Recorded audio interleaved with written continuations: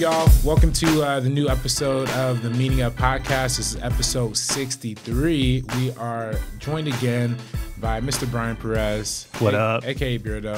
What up? Welcome again. Let's give him a round of applause. Thank you for having me back. Thank you. Now, of course, we're talking Coen Brothers, part 2. The second part of the Coen Brothers saga that we kind of embarked on here. What did we stop on the first one? Lebowski was the first one, or first part? Yeah, Lebowski was the end of our first part, and then we're gonna jump right into their 2000s era with Oh Brother Where Art Thou. Okay, I'm kicking off. Now, unfortunately, we are shooting these back to back, so I don't have comments from last week to read because that's literally impossible. So we're just gonna jump right into the movies. Oh Brother Where Art Thou is the Coen's not newest, but kind of their foray into I feel like kind of ushered in a new era for their kind of films and their kind of new film. How would you describe like their new era? Like more, I wouldn't say audience based. I'll probably say audience. I'll probably say something along the lines of adopting a more broader. I guess broader is not the right term either, but do you think they were trying to go for like, okay, this is going to be our big hit? Because at this point, all their movies weren't like giant money makers. Yeah. So you think like, Oh Brother Where Art Thou, like, okay, now we're going to make like a big movie for everybody. I think Oh Brother Where Art Thou is probably their biggest scale film. I'd probably say. Oh, okay. Maybe No Country for Old Men will probably rival that as well. And I don't know the actual budgets for these movies, but I mean in terms of like. Oh Brother Where Art Thou adapting the Odyssey from Homer, this classic story that everybody is familiar with, this like prized adaptation, but also is kind of a joke film to some extent. Like it's silly. It's super silly. Yeah. The reason why it's named Oh Brother Where Art Thou is because it's taken from this old film. Have you seen one of these classic films, Sullivan Travels? Sulliver's Travels or Sullivan? Yeah.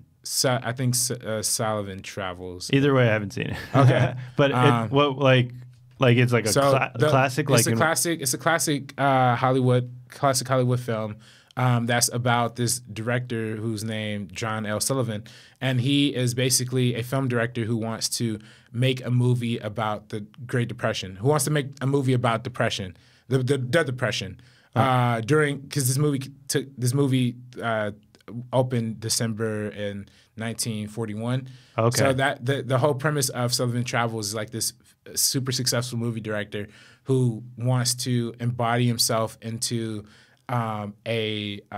into poverty so he could get a perspective on how to be poor so he can make a movie about the Great Depression. Oh, so he like lived amongst the poor to like understand them? Yeah, but then it ultimately turned into a whole thing where he gets arrested and he gets sent to prison. It's a funny movie. It's actually like a comedy / Hollywood, Hollywood farcical kind of thing. But the movie that he's trying to make throughout this film is Oh Brother Where Art Thou. So then the Coens kind of took that premise from that movie and took the idea of Oh Brother Where Art Thou and made a Depression era movie with as if envisioning what director Sullivan was like bringing it to the screen. Right. What I saw this movie once, like back in college too, and it didn't really stick with me for some reason or another. I don't know why. Like I enjoyed seeing it. I like the music. I don't know if George Clooney's actually singing, but I don't think he's actually singing. Okay, no. But I enjoyed it. But for some reason, like it just wasn't memorable to me. But did you enjoy this movie? I appreciated it a whole lot. I enjoy it. We recently for one of my classes about adaptation. We discussed the movie very heavily. It was one of the first movies that we watched and kind of broke down because, like I said, it's an adaptation of the Odyssey.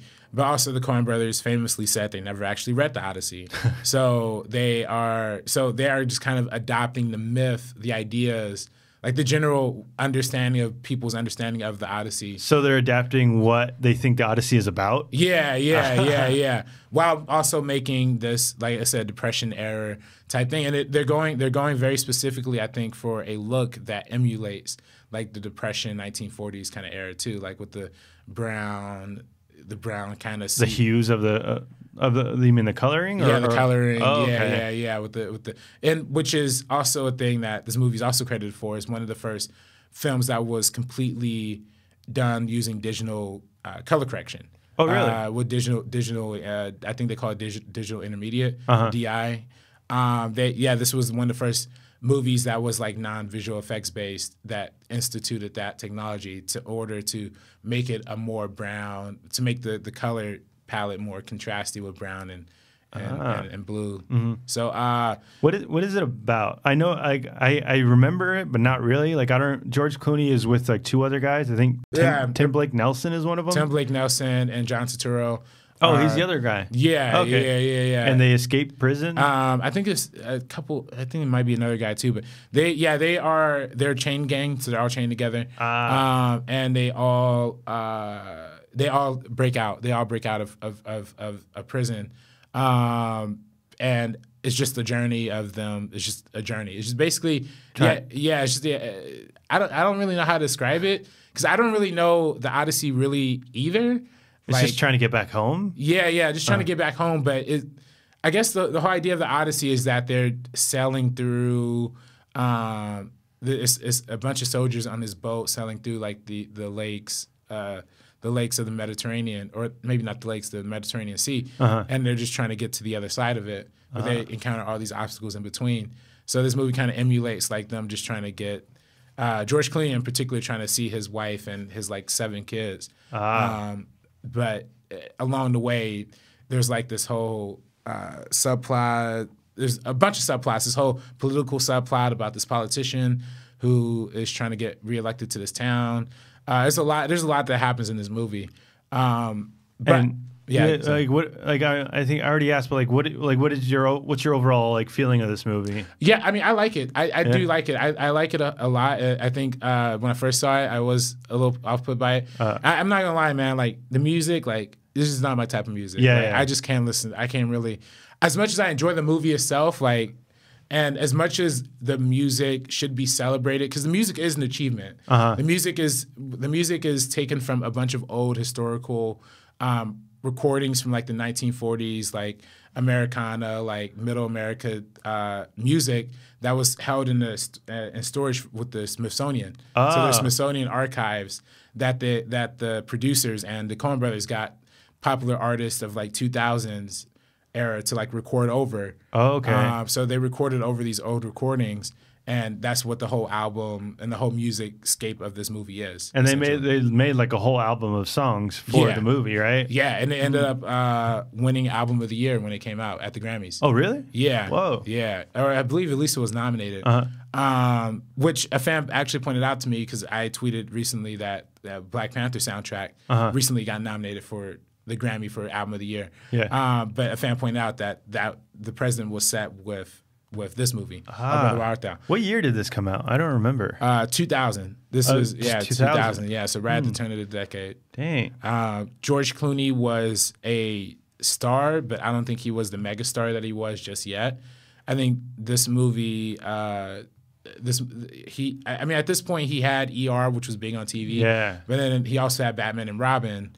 That, kind of somewhat tanked his film career. But this was before Ocean's 11. I think this was before Ocean's 11. That was 2001. That was 2001. Yeah. For some reason I always thought George Clooney was already like a big star at this time. No, but he was on the cusp because he also was in Out of Sight with Steven Soderbergh. Right before.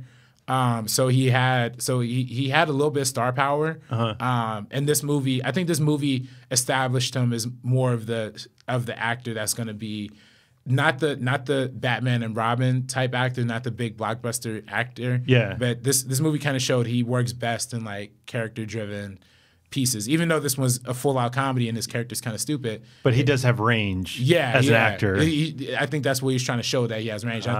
I think this movie showed that, and I think Ocean's 11 catapulted him to being the biggest star in the world. But I didn't say this about the episode prior, but I feel like every actor wants to work with the Coen Brothers. Yeah. Because the characters they create are so well developed and so intricate.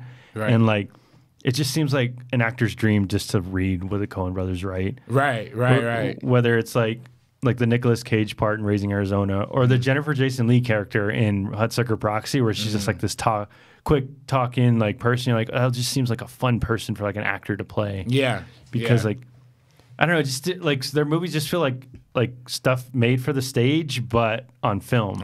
Yeah. I feel like they give their actors a lot. I mean, they directed multiple Academy Award nominations and winners. So they definitely know what they're doing with actors, and I think even particularly with Oh Brother Where Art Thou, it broke George Clooney, but it also gave a lot of perspective onto the kind of selling power of the Coen Brothers themselves. Oh, really? Because I think that this movie was I don't know if it made like the most money, but I think it kind of put a lot of the perception around the Coen Brothers to the mainstream to some extent. I mean, I think Fargo did that too, but I don't think Fargo was a huge hit. It was still kind of like an indie. Like it has like an indie feel to them. Right. Like that, especially Barton Fink and Raising Arizona. Like they're all still like kind of indie movies. Even The Big Lebowski's not like for everybody. Mainstream, yeah. Yeah. So you're saying this was like their more mainstream. They're turned into that. Yeah. It made $75 million worldwide off a $26 million budget. Okay. So I think this is one of their higher grossing films that they did. I think ultimately that ended up being surpassed by like True Grit and a few of their other films. I think True Grit is like their highest. I think it's their only movie that made over $100 million domestically. Yeah. So it's all of that. But yeah, you're right. Every actor is excited to work with the Coen Brothers. I think there's even a thing that George Clooney didn't even like really read the script for this movie. He's just like, yeah, I'll do it. Yeah, he just went for it. That's it. Like why wouldn't you? Like, it seems everybody wants to, and they'll take a pay cut because the Coen Brothers, they don't make money, and their movies cost $20 million. So yeah, you're not doing their movies for like the paycheck. You're doing it because they have this track record. They make great movies, and you might get an Oscar nom. Right. Nah, so big salute to that. Like I said, I like Oh Brother Where Art Thou a lot. If the music maybe was a little more listenable for my ears, then I probably like it a whole lot more. But the story that they're telling in and of itself is really dope. And again, I think it's another thing of them telling the story of like somebody trying to pursue the American dream, trying to pursue like their own slice of like good, wholesome American life and everything that kind of comes in the way of that. Or you're saying like just trying to like return to like normalcy. Yeah. Trying to break out of prison and just return to his family. Yeah. Just trying to be like a regular not stay-at-home dad, but like a working nuclear family. Yeah. As opposed to being stuck in whatever situation he's in. Yeah. I didn't see that as a theme like throughout their movies. Yeah. No, exactly. Yeah. Everybody's just trying to get to where they're comfortable, but nobody can really get there. Yeah, and I think that's why a central theme of their films is just that life's uncomfortable. Like life is just not going to work out the way that we anticipate it to. Not everything's like pitch perfect, and everything has a happy ending. Like there is realness to life. Right. It's not like the movies. Right. But Oh Brother Where Art Thou is definitely, I'd say probably has their happiest ending out of any of their films. What happens at the end? I don't remember. I think one of the water towers in this like small town like kind of falls over, and I think it alludes to earlier and it's a lot of biblical references in this movie. So I think earlier in the film they like George Clooney was like, pray like everybody gets washed like the sin, like he's essentially praying for like baptism essentially. So like the whole town just like gets flooded or whatever, or this whole like little, I think it was like a stage, or I don't know, I can't really fully remember. I was half asleep when we watched it in class. You fall asleep? Oh, you saw it in class? Yeah. I fall asleep through a lot of movies though. Yeah, you can't rate a movie for falling asleep during it. No, you're right. So, but also I seen it before on Netflix too, and I watched it after because I had to write a paper on it. Okay. But yeah, no, there's it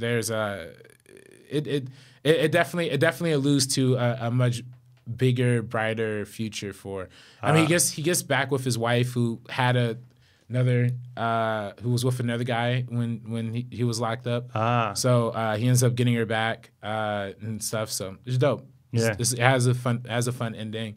But it's probably one of their few movies that actually does have some glimmer of hope in it to some extent. their next film on their filmography are films like The Man Who Wasn't There. I haven't personally seen that one. I haven't seen that. So I don't really know what that one's about. Was that a big movie? Did it get any Oscar nominations? I'm not sure. Nothing? Let me check on that. It looks like it has one Oscar nomination for cinematography for Roger Deakins. Okay. Not to be surprised. I believe this is more of a straight up noir film, if I'm not mistaken. Oh, okay. This one is fully black and white. It looks like, and just from the look of the poster, it looks like it's taken from the noir kind of design of the poster, just from what I'm looking at here. And it also, The Man Who Wasn't There, also kind of it sounds reminiscent of the Hitchcock film, The Man Who Knew Too Much. Yeah. Also another classic, like, kind of noir film. So I'm guessing this is, and just reading the description on IMDb, it says, a laconic, chain-smoking barber blackmails his wife's boss and lover for money to invest in dry cleaning, but his plans go horribly wrong. So it sounds like Coen Brothers. Yeah. Another like blackmail plot or hiring somebody to do something to murder or kidnap or whatever. And then how you're saying to run a dry cleaning business. Yeah. That's like what sounds very Coen to the me. theme of like their whole movie is. Like he just wants to settle down and just create a business. Yeah. But meanwhile, circumstances get in the way. Yeah. But I don't know. I haven't seen the movie. I haven't seen this movie either. So yeah, salute to that film though. Who is there like a main star in it or no? Yeah, it stars Billy Bob Thornton as the main character. Okay. James Gandolfini is in it. Of course, Frances McDormand is in it. What year was that one? This was 2001. So right after. Yeah, right after Oh Brother Where Art Thou. And Scarlett Johansson's in this too. Looks like just based on the cast list. So yeah, I definitely want to check this one out, and I gotta explore that. Intolerable Cruelty is another one that I haven't seen 100% of, so I don't fully know this movie either. I didn't know they made that movie. Yeah, this is often regarded as their worst film. Oh, I thought Lady Killers was. Lady Killers is also for a lot of people up there too. Really? Intolerable Cruelty, because to me it looks just like a generic romantic comedy. Yeah. I mean that's what it looks like. Just George Clooney and Catherine Zeta-Jones. And yeah, it just looks like the Coen Brothers directed this, but I haven't seen it, so I don't know if like there is. It seems like they just did it like someone directed it and like they took over. And they got credit for it, but I don't know. I haven't seen it. Well, just looking at the credits on IMDb, it does appear that this has a lot more writing credits than a normal Coen Brother movie. Okay. It says there's story credits for Robert Ramsey, Matthew Stone, and John Romano. I guess that's his name.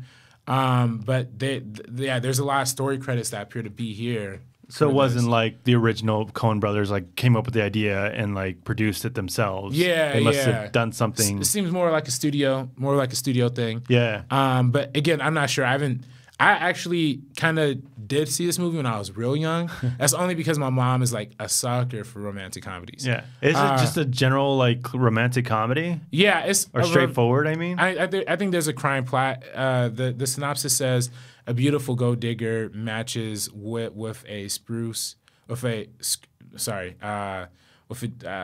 Beverly Hills divorce lawyer who's incredibly attracted to her. So the genres that they have it listed on is comedy, crime, and romance. So maybe there's a criminal angle to it. Again, I'm not fully 100% sure, but I do know it's a romance comedy because I do know my mom watched this one when I was a kid. Did she like it? I don't know. I mean, we watched so many romance comedies back then, bro. That's true. Yeah, I have no idea. They all blend together. Like, they all kind of blend together. Yeah. But yeah, no disrespect to Intolerable Cruelty. They went on this kind of streak of after Oh Brother Where Art Thou, not having the most highly regarded films. Of course, The Man Who Wasn't There has a high regard and it received some Oscar attention, but Intolerable Cruelty and Lady Killers didn't do it with audiences. So The Man Who Wasn't There was 2001. Mm-hmm. Then Intolerable Cruelty was 2003? 2003, yep. And then Lady Killers was 2004. Oh, so like just like for like a solid 5 years, like not much from the Coen Brothers? Yeah. I didn't see Lady Killers. Did you see it? I didn't see this one. But I do know there's a lot of controversy behind its portrayal of black people. What? Like, what about it? Well, it's mostly about like Southern, about this. Tom Hanks plays this Southern guy. I guess it's just bad, negative stereotypes of black people in this, like watermelon and some shit. I don't know. I haven't actually seen it, so I don't know what was actually offensive about it or was not. Okay. But I mean, it takes place in the South, so of course they might be emulating some of the embedded like kind of racism that happens there. Maybe. I don't know. Again, I haven't seen this film. So, like, well, from what I hear, like, how is that different from like a Tarantino like depicting like in Django Unchained, right, slavery or something? Right. I mean, I think for Django gets a lot of its acclaim because it starred Jamie Foxx, because it's told mainly from a black perspective for the most part. Okay. Even though he doesn't. Even though it's not fully Django's story, it's also a lot of his dentist buddy's story too. Christoph Waltz. Yeah. It's both of their stories to some extent, but it mostly focuses around Django. So I think that's why it gets a lot of things. Whereas this film kind of just stars Tom Hanks and with the backdrop of the South. Yeah. Marlon Wayans is in this movie, which is weird. Holy shit, I didn't even know that. That's disappointing. That because like the Coen Brothers and Tom Hanks, you would think like they would make something great. Yeah. No, you definitely think that. I mean, again, I haven't seen this one either. So I feel bad. We literally started off this podcast being like, we haven't seen 3 out of 4 of the first movies. But I feel like a lot of people haven't seen these. But I don't know. I could be wrong. People saw it. Maybe some people like it. Yeah, I don't know. But yeah, I feel like if I had more time, I would have watched like their whole like filmography just to understand like everything that they've done. Yeah, no, and I feel like most people don't even regard as highly these films anyway. I feel like we're gonna have a much nicer conversation when we talk about movies like No Country for Old Men, A Serious Man, True Grit, and Cy Llewyn Davis. Yeah. Too. I think they kind of re-emerged themselves into like their peak. Yeah. Peak Coen Brothers. So what's after Lady Killers? They directed a segment of this film called Perez. Is it Jataimi? The Dami. I don't know how to say it. But it's like Paris, I Love You, right? Yeah, I guess so, yeah. They directed a segment of that. But most importantly, after Lady Killers, came what I think most people would consider their best film. No Country? No Country for Old Men. 2007? 2007. Wow. Yeah, so in between Lady Killers, 2004, No Country for Old Men, their next feature, 2007, good 3-year gap. This movie... For one, this movie will always be marked as the Coen Brothers film that won Best Picture. Yeah. The Coen Brothers film that won Best Director, like one of the best directors that had Anton Chigurh, who's the main bad guy, played by Javier Bardem. Won Best Supporting Actor. Right. Many people consider this like the best villain of all time. Some people would rank him up there. So this one really... in terms of impact, made the biggest impact, I think, culturally, of any Coen Brothers film, probably. I think that's the one that put Javier Bardem on the map. Oh, easily. Because I didn't know him before this. Yeah. And I thought he was, like, someone, like, menacing like that. Like, he just plays the character so well. And not a lot of people give Josh Brolin. I was going to say, I think Josh Brolin, this one kind of broke Josh Brolin to a lot of people, too. Yeah. As an adult actor. Because, like, he's been around, like... Right, he's in the Goonies and stuff. Yeah. But as an adult actor, this movie is... obviously everybody knows what this movie has been regarded as one of the greats. But I just think it's incredibly fascinating when we look at this film from the perspective of 2007, right? This was also the same year that No Country for Old Men, but There Will Be Blood. Also came out around the same time. Not similar movies plot wise, but similar movies in idea to some extent, right? Like And the setting. Yeah. And setting. Or what do you mean? They both shot in Texas at the same time too, by the way. Yeah, they said like across the mountain was like the next set. Yeah, of this different the other movie. Right. But I feel like they share the same greed of the same greed. To give away what I was gonna say, but the same theme of greed, right? Of how greed kind of consumes. So which was Anton is the greedy one? I'd say Josh Brolin's character for stealing the money that didn't belong to him in this random briefcase to begin with.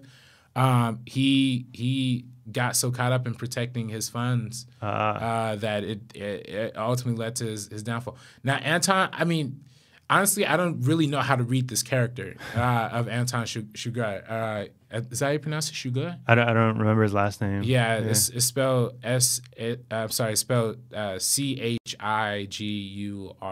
So weird spelling. This movie.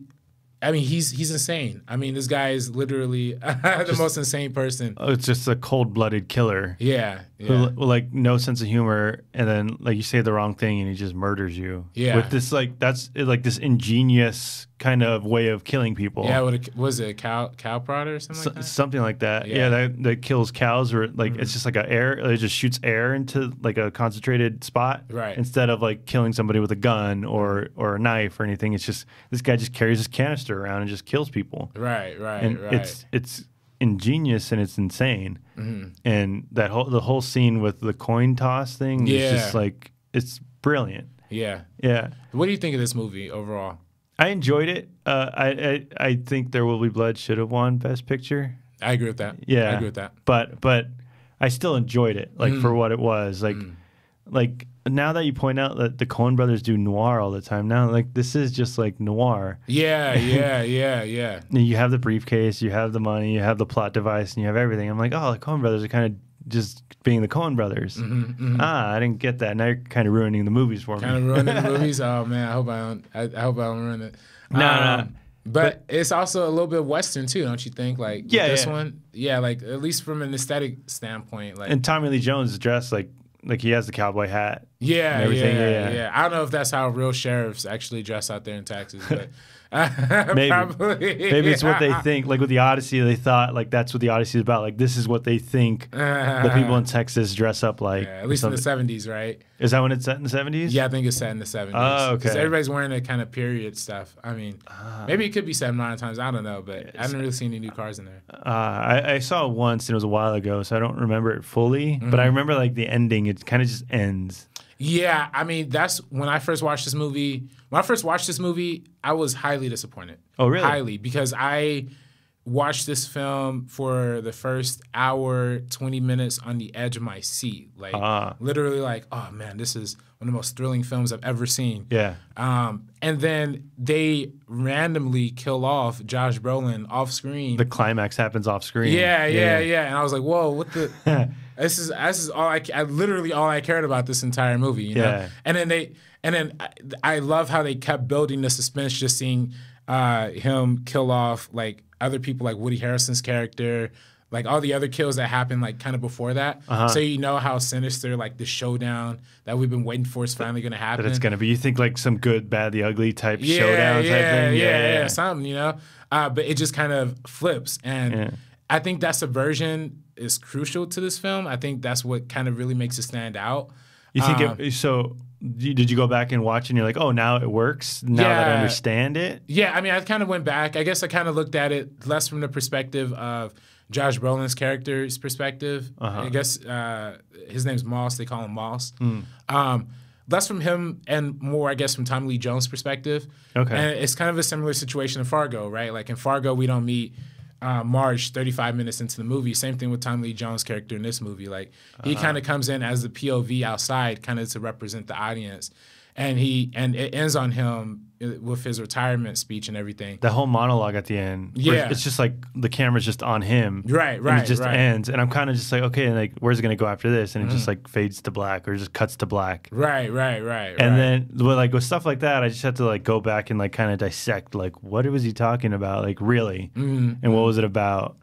Does he say the title in that monologue? I feel like he says something crucial. I don't know if he says "There's no country for old men." I think that might be where it said. Yeah. But he says something in that, and I'm like, like stuff like that, or just sits with you after the movie's over. You're like, Yeah, now it's it's unnerving. You know what I mean?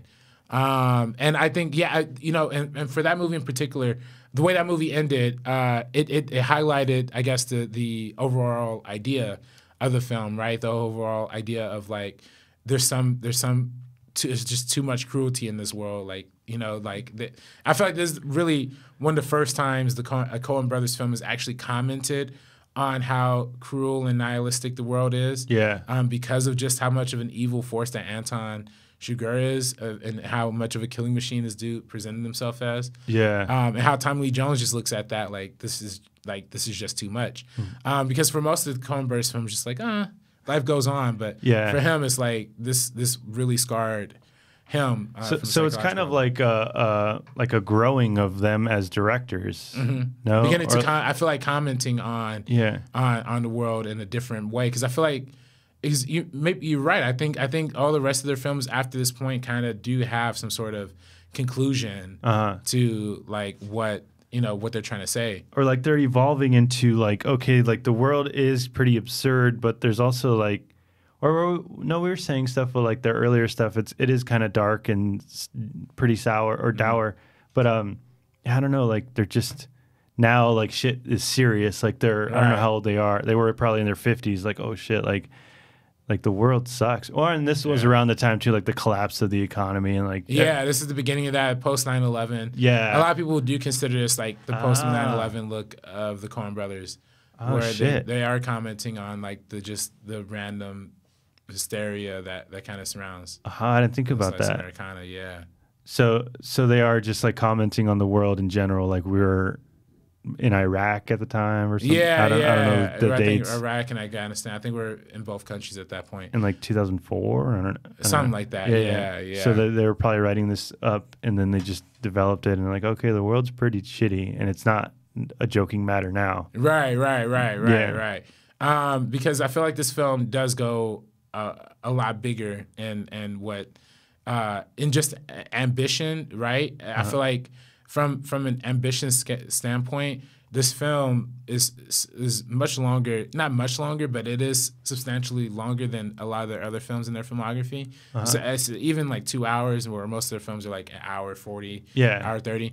And it also is a lot slower. It's a lot quieter. There's no like real music that really comes up all that much in this movie. I don't think there's any music in this movie, actually. I don't know if it's this one. I read there is no score. Yeah. I don't know if it's this movie or not, but it's just like moments of just like silence. Yeah. So it's really forcing the audience to really be there, and really it kind of strips it back as like this kind of like naked, like raw, like reality. This is reality kind of representation, Yeah, it kind of goes back to their Blood Simple days. Yeah, where it's like 100%. Yeah, it's like that look of film and that look of filmmaking. It's just like, okay, this is our style again, and now we've grown as filmmakers. Now this is what we can do. Right. And we can make a straightforward film that's like just good, as opposed to like sending up a genre, or like parroting something, or just making jokes at stuff. We can just make a great movie. Right. Yeah. And I feel like with a character like Anton being at the center of this, it kind of exercises us as audiences fascinations with psychopaths, right? Yeah. With killers, with disturbed people. I mean, this was 2007. The next year it was 2008 with The Dark Knight, Heath Ledger's Joker. Was Zodiac around? Zodiac did come out in 2007 as well.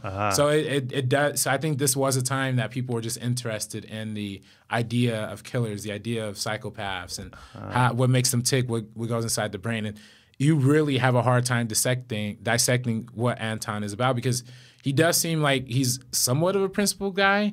I mean, he doesn't really. I mean, maybe not, but. I mean, I always think they give him a tiny moment of humanity. What part? At the end, where he like breaks, when he gets in the car accident and like breaks his arm or whatever, and then the kids come by, is like, "Kid, I'll give you $200 if you then let me use your shirt." And it's like, oh, mister, you could have my shirt. And he like wraps himself up. Like it gives him that like 1 weak vulnerable moment, like at the very end of his story. Whoa. You know, so it kind of humanizes him to some extent, but it adds that perspective of like this is not just a unstoppable killing force. This is actual human being who can't get hurt, who can't get injured, who isn't some sort of like God figure or something that he might think he is, you know? He still is a mortal human being. Right. But is there like motivation given to him for anything? That's what always puzzled me. I mean, his motivation, I don't know if he like outwardly says what motivates him in this story, but that's always been the toughest breed for me is like, what is he actually? But in terms of what's happening, is he just like traveling cross country to go anywhere? No, I think he's trying to get the briefcase back from Josh Brolin. You know? Okay, that's all he wants is whatever's in the briefcase. Yeah. Okay. But I don't know if he's actually looking for the briefcase for money or if it's his own psychosomatic thing. I mean, there's obviously money in there. I mean, I'm just not 100% sure. I don't know if it's like, of course, there's always going to be the surface level motivation of money, of like getting the MacGuffin. But like, I don't know if that is his driving factor because I think there are some parts in this movie where he clearly doesn't care about, where he doesn't have a regard for money or things like that, or at least it's not mentioned outwardly. Well, if he's offering $200 for a shirt, like he doesn't really care about money. Like that's a lot of money just to borrow someone's piece of clothing. Yeah, especially back in the 70s. So I don't really know what makes this character tick, and I think that's why people are so fascinated by him. Like, I think that's why this film is so highly regarded too, because people go back and try and deconstruct and dissect what was actually being said here and what's going on in his brain. Right. That's what's so great about the Javier Bardem's acting. You're like, there's stuff going on in there. But his face is just like stoic and stone face. Right. His face literally looks like it's made of stone. Right. And it's just terrifying. He's like Mike Myers from Halloween, just like a human version.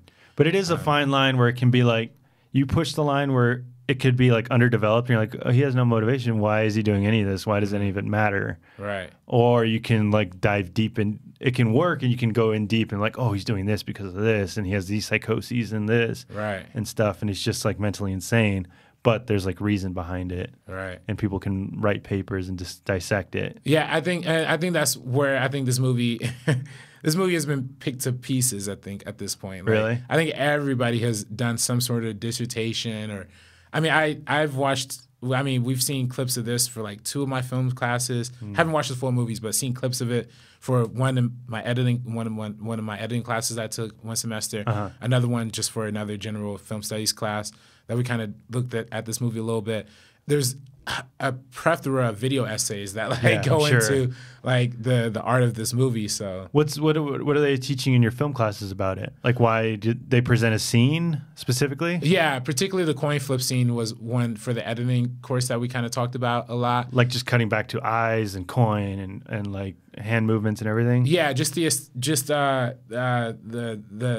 establishment of the language in that scene, right? How it's really only 3 camera setups, the one over the shoulder, other over the shoulder, and then the insert of the coin. So then and then when you see the insert of the coin is so carefully placed in that moment. So when he actually grabs it, it's like, oh, like it breaks the structure so much that it breaks, you know what I mean? Like, I'm not sure if I'm describing it perfectly 100% the way we got it, but like the whole idea is that like the Coens like really, I think they even edit. I think we haven't given them credit for their editing because I think they edit all their own films too, if I'm not mistaken. I read that they've been editing all their movies since the beginning, but like due to rules or something, they had to do it under a pseudonym. Yeah, right. Something Janes. Yeah, I think I don't know how to pronounce what they call their editing name, but it's like Roland or something. Or Roderick Janes. Yeah. And I think I read that they've had Final Cut since their first movie. Really? Which is nobody gets that. No director. Yeah. Nobody ever gets final cut of their movie. Like here you're talking about James Wan, who like kind of disowned Furious 7 because the studio comes in and chops their movie up. The Coen Brothers, but that's what's great because they make movies under $20 million or whatever. Right. Because actors want to work with him, and everyone wants because they do produce awards. Right. So like producers will be like, here, do whatever you want. You can edit it to pieces. Right. And that's what's great. They literally write, direct, and edit everything. Yeah. And then they're so meticulous in everything. Yeah. And that's what's crazy to me because like as like an insecure person, how do you know if like what you are doing is going to work? Right. For them, I guess they don't care. They're just trying. I mean, that takes like an incredible amount of confidence just to like do a film all like basically you're doing everything. Like you're like you said, writing, directing, editing, producing from the original idea. Yeah, all the way to the post production. Yeah. So it's really just their singular vision. So I guess that's kind of the benefit of them being brothers, at least. Like they kind of, I guess maybe they quality control themselves, I guess to some extent, maybe, you know, like so like they go for the other guy for advice. Yeah. And they say, what do you think about this? Like, I think this, and like, oh, you're right, and they can kind of go back and forth. Right. Because I went to the Avengers Infinity War screening with the Russo brothers, and I saw their Q&A, and they were talking about their whole process as brothers. They kind of their whole thing as brothers is that they like whenever they have an idea about something, they just kind of argue which idea is the best idea.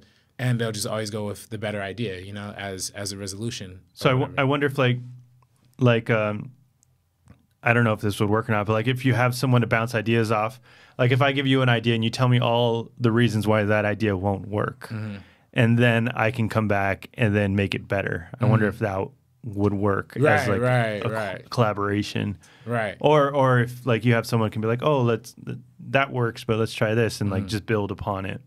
I don't know. I would love to see like how like collaborators work. Yeah. No, I'm extremely fascinated by their process, but it obviously has been working out for them. So salute to them and salute to No Country for Old Men too. Yeah. Like I said, I like There Will Be Blood a little bit more. Yeah. We talked about that. Me and Ace talked about that extensively in our Paul Thomas Anderson episode. You did that. You did his filmography. Yeah. That was another two-parter we did. That was another two-parter. Did you see Heart 8? Yeah. That's pretty good. That movie's crazy. Yeah. That movie is insane. I think that's his first movie too. That is. Yeah. So Philip Seymour Hoffman and John C. Reilly. Sam Jackson's in it. And then the main guy, I forget his name, but he was great. The older guy. Yeah. He's in all of PTA's films too. Yeah. I can't remember his name either. PTA is another great guy. They're auteurs. Yeah. Is what you want to say, or what you can say about them, because there's not that many. I don't know if there's not many, but like that's what I hear about. Right. Like people who conceive the idea, write it, direct it, and then like they do it instead of just like coming in as a director and just like making it. Yeah, even with PTA, he was like the DP of Phantom Thread himself. Like he did all the DPing himself apparently. And like there's no credit on it in the movie. Yeah. Like for some reason, like the rules, like the director can't be the cinematographer. Yeah. And there's a behind the scenes video on YouTube where like PTA is just like describing the shots of the movie, and he goes into like super detail of like the main character. Is it Vicky Creeps? Yeah, the actress. He's like, oh, her face is like a stop higher than like the normal, like meaning like an f-stop. Right. So he knows like the terminology, like the technical aspects of just like cameras. So he's just like a brilliant guy. Right. I mean, that's what I admire about him. I always admire that with directors. I know for Fincher has always had this quote of saying like, being a great director is being the best. Being a great director is being able to do everybody's job better than them. Yeah, you know. So I think like the real great filmmakers have that ability, have that wherewithal of like understanding cinematography, editing, production design, sound, you know, and maximizes all those elements because of it. That's what I feel like it should be like that. Like you should come up, like you should start off as a PA, right, and then just like get into the world of filmmaking, understand like what happens, what the grips do, what the electric department does, and all that stuff, and all that. And then you, as a director, you can see like, okay, now I need a flag over here to block the sun or whatever and all that stuff. Yeah, I think it's great when everyone knows their craft. Yeah, nah, definitely. Salute to them, man. Salute to them. So right after No Country for Old Men, they had Burn After Reading, which is the 2008 film starring Brad Pitt, J.K. Simmons, George Clooney and Frances McDormand. George Clooney as well. This movie's hilarious to me, man. Really? This movie didn't get a lot of acclaim when it first came out. I saw this one much later on down the line. This was one of the later Coen Brothers films that I saw. But I think this movie kind of is really funny. Again, it does feel like another traditional Coen Brothers film of like the whole just like the murder. Is there another briefcase in this movie? There's a disc. It's a disc. Oh, okay. Yeah. It's like a disc that has this information from like a CIA agent that Brad Pitt just kind of gets a hold of. So then the CIA kind of sends somebody to take it back from him, and that ends up going wrong. And it's one of those kind of things, you know. A lot of the stuff in their movies, like it's like a plan gone wrong, right? And then like how they react to that situation, right. I saw this movie once. I didn't really care for it, but I don't think I understood it like as a comedy because I was just like looking at it as a straightforward like crime thriller or crime drama or something. I didn't see it like as the absurd comedy because Brad Pitt's in like spandex with like goofy hair. Right. He's running on the treadmill. Yeah. Like is this the one where like someone like he's building like a dildo like thing contraption? Yeah. I think so. Yeah. Where like you pedal a bicycle and the dildo like goes up your butt or something. Oh, I'm not sure. Or is that not it? I don't think that's this movie, right? I'm not sure. I'm gonna look it up. I have to look into that one. But it is. I mean, the dude, the fitness dude, and Brad Pitt does come out like in a funny kind of borderline like flamboyant kind of way, you know, which I think is actually really a subversion of what the Brad Pitt image kind of is. Yeah, you know. Yeah, before this, he was like the heartthrob, the like cool guy in the Ocean's movies and like Troy and all that. Right. And he was, and like he was in Seven and Fight Club. He was like this awesome, like masculine man kind of dude. Yeah. And now he's just the goofy guy in spandex. Yeah, Coens are great at that. I mean, they did that with, like I said, George Clooney with Our Brother Where Art Thou, and with this movie too. And I mean, I think this movie's really funny. I only really saw it once, so I'm not fully 100% sure of like the deeper meaning. I'm sure if I really want to go in and break it down, you know, the CIA obviously is notorious for having a lot of rumors about their involvement in crime and you know, deceitful stuff, but cover-ups, yeah. And this is an instant of that, and it kind of, but it again, it's another one of those movies, and maybe this is a little bit more of a regression, maybe not regression, but kind of the Coens kind of doing a balancing act between what we just saw in Country for Old Men, No Country for Old Men, where it's a more serious like look at death and mishap and all that stuff. Is this movie kind of has another comedic like who gives a fuck ending, you know? Another like kind of almost like slapstick Raising Arizona type. Yeah. And that's the thing. That's the thing with Coens. Like they'll never. I feel like every time they do it, it's always either going to be a comedy and then a drama, then a comedy and a drama, comedy and a drama. It alternates. You know? Yeah. Which I think is what keeps them fresh as filmmakers, but I think it also throws people off because we have something like No Country for Old Men being like many people consider your magnum opus, right? Like your best film ever. And then you follow it up with this. Burn After Reading? Yeah. This goofy fucking movie. But then like, that's what I'm sure it didn't do well. I don't think it did. But people are expecting like this straightforward drama or crime thriller or whatever, and then they see this goofiness, and it just didn't match what they were expecting after seeing No Country for Old Men win all these awards and everything, and they just got disappointed by it. Right.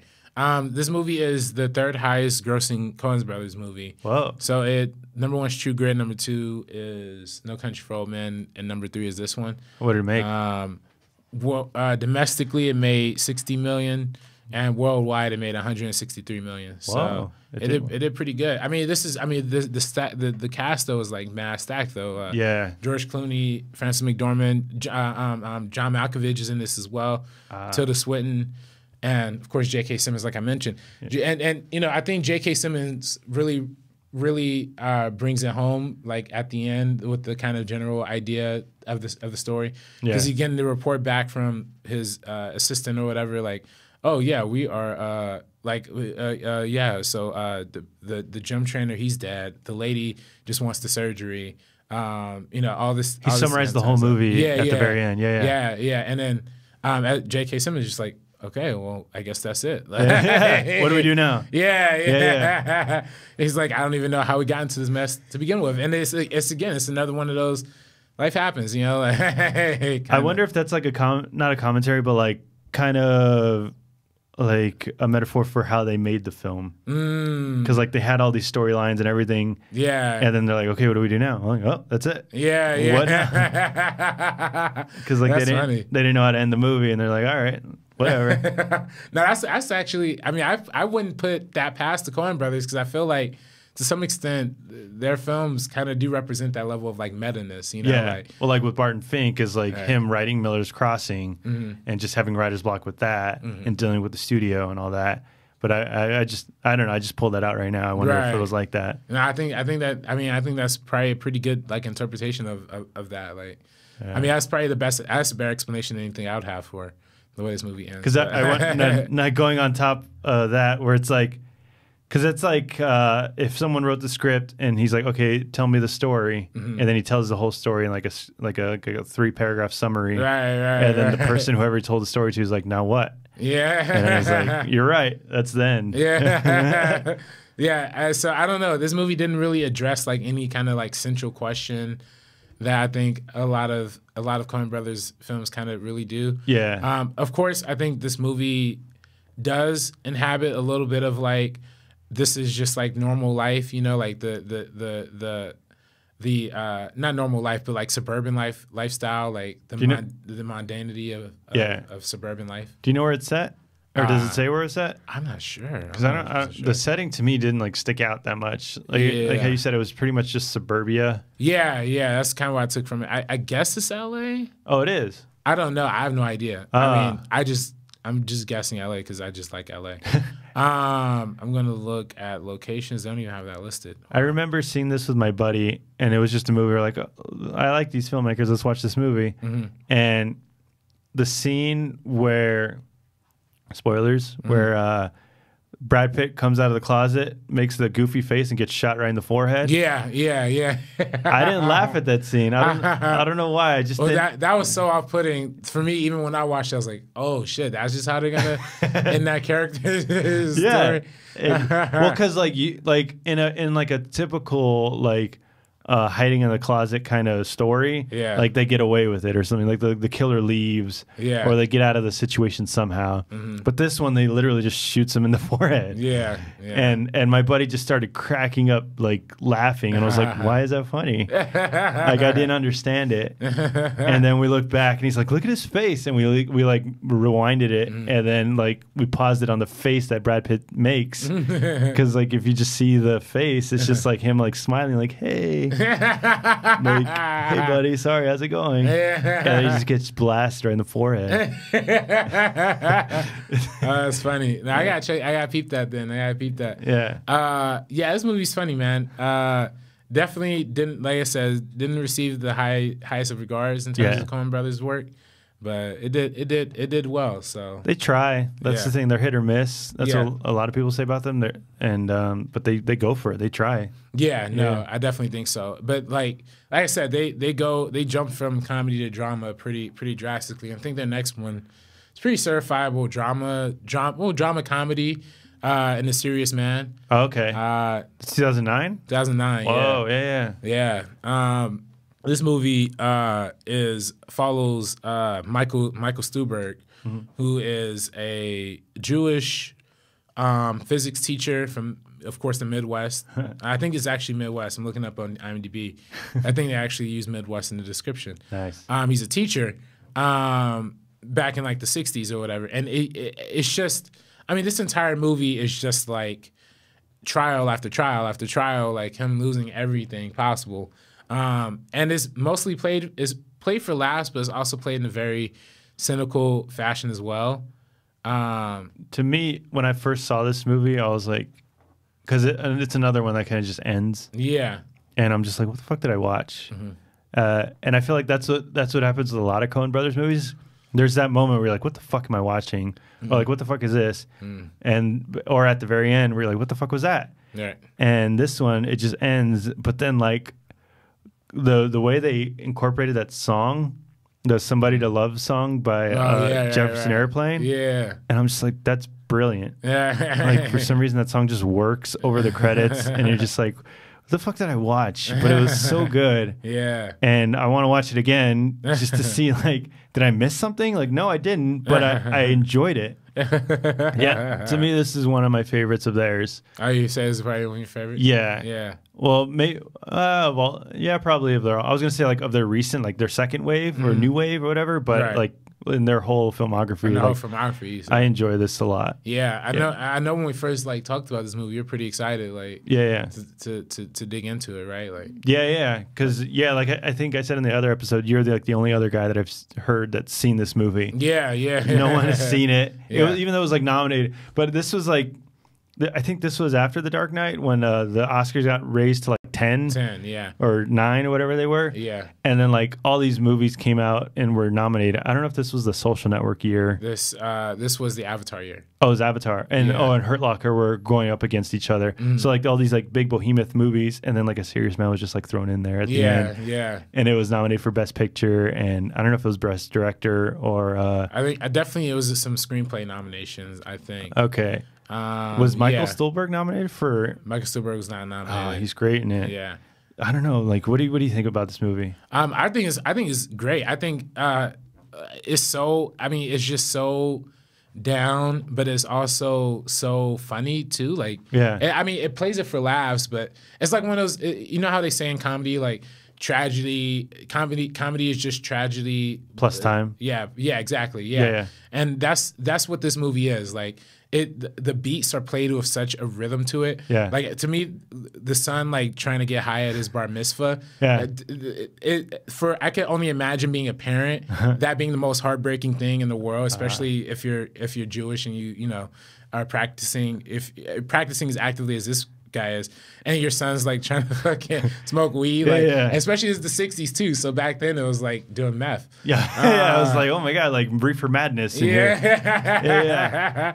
But no, like I think I read that that's what the movie was based on. Like they came up with like the idea of the scene of a kid getting high at his bar mitzvah. And they kind of just expanded on that. Really? And they're like, let's build a story around that. And that's where this origin. It's funny. So that's what I feel like with like we talked about with Blood Simple at the very end was like the punchline of like, oh, she thinks the husband is shooting at her, but it's really the hitman, and he thinks that's the funniest thing in the world. So I feel like that movie was made for that punchline. So I feel like A Serious Man was made for that scene of the bar mitzvah, the kid getting high at his bar mitzvah, and the rest is just kind of filler, but it's great filler, and it's just like, what did I watch and what does it mean? It's another one like, what the fuck? What does this movie mean? Right. This one's tough to really decipher. I mean, of course, he also is a teacher, but he has like no respect at his job. Like almost, it seems like another like William H. Macy at Fargo thing. Yeah. I mean, he gets like, who is that? Like the guy who like throws him up against the chalkboard a bunch of times. Saul, or the one that his wife ends up leaving him with? Yeah. I can't think of his name, but they say his name so many times. I think Sly. Sly Abelman. Yeah.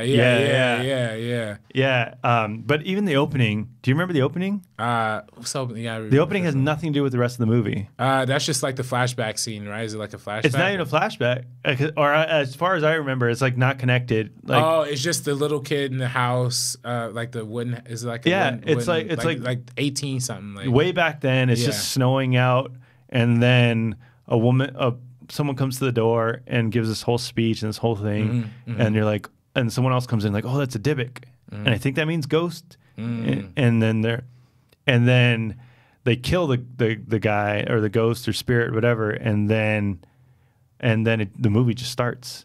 And then I read that like that has nothing to do. I think the Coen Brothers admitted that has nothing to do with the movie. It just set up the tone of the movie. It's just kind of like it's gonna be dark. Right. It's gonna be weird. You just gotta laugh at it. Yeah. It's gonna this movie like it does put you in the tone in the mindset for what you're about to see in the movie. Right. But I don't know if like maybe now that I'm seeing it, because if they were connected, we're like, because in the movie, the Michael Stuhlbarg character, all this bad shit happens to him. It's based on the Book of Job, where like God tests his faith by throwing him like the worst luck ever. Right. So I wonder if they killed the Dybbuk, and then that affects the lineage of the family. Like later on, they just all have bad luck in their lives because they fucked with the spirit. But I don't know if that means anything. Right. I think that's you probably got somewhere on there. That's I gotta be some degree of truth, because I feel like with this story in particular, this is very specific to Jewish heritage, to Judaism. Yeah. I know the Coens themselves are Jewish, if I'm not mistaken. Yeah. So this feels like something that inhabits a lot of religious connotations and a lot of moral questions that keep popping up like throughout. Like sorry, go ahead. Sorry, no, please. Oh no, they bring up a moral question of the like as a professor, he's teaching the cat thing. The Schrodinger's cat, that whole concept he just repeats in the movie to his students. He's like, and he tries to explain it through physics. And I think the whole theme of the movie is like you can't explain anything through physics. Right. No matter how hard you try to figure it out, there's not an answer for everything. Right. And stuff just happens. But as a teacher, he's like, it's the physics that work, because he has that Asian student where he's like, you gave me the wrong grade. And he's like, well, you don't understand the physics. He's like, no, but I get the cat story. Like the cat's in there. It's alive or it's dead. I get it. But then the teacher's like, but you don't understand the physics. And then like he fails the kid, but then the kid comes back and like accuses him of something. So he's going to lose his job. Oh no, he tries to pay him off. And then he's like, I can't accept this. Like, what is this? and then it's just like, goes from there, but that's only like one issue, like compared to like other issues or like the millions of his daughter like stealing the money from him or whatever, or stole like take like what did she do? Like I know his daughter was trying to get like a nose job or something, right? Like probably she wanted like the whole thing. She wanted to go on a date with somebody. Yeah. And she's trying to get in the bathroom to get ready, and the uncle is just like in there the whole time, and the running gag is just a minute. Right. And the thing, and that's another like send up of suburbia. I feel like, and kind of like a commentary. I don't know, like with the Coen Brothers themselves. Like okay, like now we're pretty set in our lives. We live in this house, right? But we have uncles, and like shit happens. The uncle needs to be taken care of. He's in the bathroom all the time. Just like they just extract like little moments of life, and they just make it like absurd and hilarious. Right. Pretty personal too. Yeah, and like there's just a scene where someone keeps calling him at work saying like, hey, you have a magazine subscription, and he's like, I didn't subscribe to that. Like I don't want it. I don't want anything to do with it. And they keep calling back like, no, you have to pay for it, and just like that. And you're like, why is this in the movie? Right. What does it mean?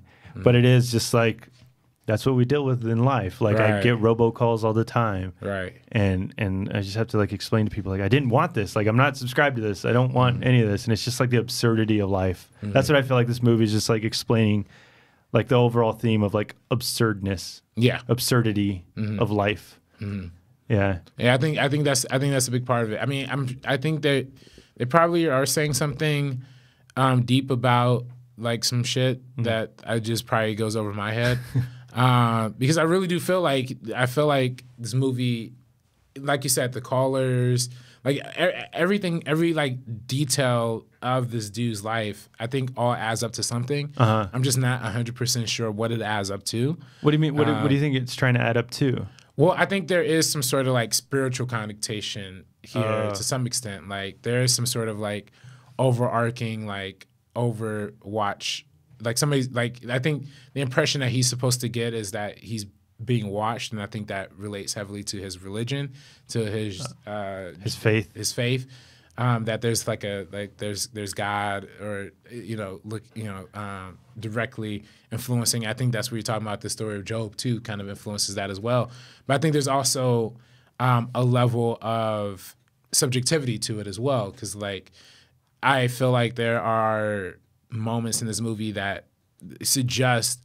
I mean, maybe I shouldn't say moments that suggest, but I feel like it almost feels so heightened. It's like it falls into the realm of like subjectivity, right? Like what do you mean? Like all this, you kind of get. I think at some point in this movie, I'm not particularly sure at what point, but at some point you kind of get the idea that this all takes place inside of from his perspective. You know, not inside of his head, but you're viewing the story through his through his eyes. Yeah, you follow him throughout the whole story. Right. So to some extent, it's like, do you know what actually is real, or if that's just some actual personal turmoil that he's dealing with that's being like externalized? You know, you mean like we can't delineate what's like true or false? Like he's an unreliable narrator. Yeah, we can't really explain, or like can't trust him because we don't know what's real. Yeah. I mean, just to some extent. I mean, I have no evidence to like back that up. But that's just always a little bit of the sense of what I've gotten from this movie. You know, I didn't think about like. I didn't think about like in the movie like there is like the higher power kind of like picking and choosing like what's happening to him, where it's like, okay, this is going wrong, and like I'm literally like pulling strings like a puppet. Or maybe that's his impression of what's happening, so he interprets that back as him having to follow some divine thing, you know? So he's thinking like, why me? Why is this all happening to me? Right. And then meanwhile, this is all happening, and he has to teach this faith to his child. To his child, yeah. Yeah. And he has to overcome the trials that he wants to impose, that his son have to overcome as well. So, you know what I mean? Like he has to represent the values that he wants his child to represent. And then he wants to do good in life. Like he doesn't want to accept the money because it's not right. The money to change the grade from the Asian student. Right. But then at the end he does because he needs the money for whatever, like household bills or whatever. Or it's everything just goes to shit because the wife leaves, and it's a crazy movie, man. Sad movie, but it's fun too, funny. But that ending is just brilliant because it's just them. It's a shot of them like staring at a tornado, and then it just like cuts to the credits with that song, and I just thought that was brilliant. And the rabbi quotes the song. Really? Yeah, I didn't peep that. Because I guess after the bar mitzvah, he has to meet like with the rabbi, like one-on-one type thing, and then the rabbi hands him his iPod thing, whatever the little earphone thing, right? And then he just like what the Coen Brothers do, they just kind of like make like little things like hilarious, where like people sniff and they just go. They just make mouth noises and everything, and then the kid just watches as he's stoned. He's like, "This guy's like making mouth noises." That shit's so funny. And then the rabbi just starts quoting that song because he starts saying, "If the truth was found to be lies, and all the joy within you dies, don't you want somebody to love?" That's the lyrics of that song. And then deep. So I thought that was great. No, that's what's up. I didn't peep that. Yeah. No, it's nice. Good movie. Yeah, great film. Also, like you said, Best Picture nominee as well. Which actually gave them actually not just two. They really went on a string of 3 Best Picture nominees back to back. Oh, really? To back. Next was True Grit, and I think Inside. Wait, I'm not sure. I don't think Inside Llewyn Davis got a. I don't think that was nominated for anything. Maybe screenplay. It was nominated. Inside Llewyn Davis was nominated for cinematography and sound. But it was in the conversation for Best Picture. That was the one that put Oscar Isaac on the map for me. Oh yeah, definitely, easily. But yeah, I mean, True Grit. I mean, we could touch on True Grit. I enjoyed True Grit. This is actually the first Coen Brothers movie I saw in theaters. Oh yeah, yeah. And this is what really kind of inspired me to look into the rest of their films. And I really dug it. This is as an introduction to their filmography. it kind of stands out because this is definitely their most straightforward movie that they've ever made. It's not really like a Coen Brothers movie. Yeah, I mean it is, but it's not. It's like a more general audience type thing. Right. It's the straight up Western. Yeah. Stars Jeff Bridges, Matt Damon, Josh Brolin, some frequent collaborators of his, but also broke Haley Steinfeld up into the mainstream. Which, by the way, people always. Like when Haley Steinfeld shows up in movies today, people are always like, what is she? Is she an actress? I thought she was a singer. Like, really? Yeah, that's a lot of people say that. I was talking to one of my homies and was like, yeah, she plays Spider-Gwen in the new Spider-Verse movie. Yeah. And she's like, well, I didn't know she acted like literally like True Grit. She was nominated for an Oscar for this movie. Yeah, at the age of like 12 or something. She was the youngest nominee, if I'm not mistaken, or one of the youngest. Probably. Yeah. To me, she is like she outshines everybody in this film. She's great. Yeah. Edge of 17, she's really good in too. Edge of 17 is amazing as well. But she's great in this, and like that's the one that did put her on the map. You're like, who is this girl? Right. And she can hold her own against Jeff Bridges and Matt Damon. And I don't know if Josh Brolin's in the movie. Yeah, Josh Brolin. He plays the bad guy. So I don't think they ever really like face to face interacted really all that much. But yeah, no, mostly Jeff Bridges is who she's sharing most of the screen with. Yeah, and they have a great chemistry together because like Jeff Bridges is like another like hippie style, but now he's like in a Western, and then she's just like the Mr. Cogburn. Yeah. And yeah, she's great. I enjoyed the movie. I haven't seen it in a while. Right. I mean, again, this is more of a straight up Western, but it does have the Coen Brothers ting of it having some level of unexpectancy to it, right? Like at the end, I think I thought it was a bold choice for them to end with her killing the main bad guy, or not her killing. I think it was Jeff Bridges who ended up killing the main bad guy or whatever. But she loses an arm at the end of the story, which I thought was super crazy. Yeah, because Jeff Bridges had to save her and ride her across like the whole land to get somewhere because she's like dying on the horse. Right. Oh, and she loses her arm? I don't remember that. Yeah. It was. I think this movie is pretty good, and I also think this is a remake of the old John Wayne film, True Grit, also from the same name, which was the movie that got John Wayne his one and only Oscar, if I'm not mistaken. He won an Oscar for it? He won an Oscar for the original part back in 1963. And then Jeff Bridges playing this part also got nominated for the Oscar. Yeah. This movie is also nominated for Best Picture. This was the year of The Social Network.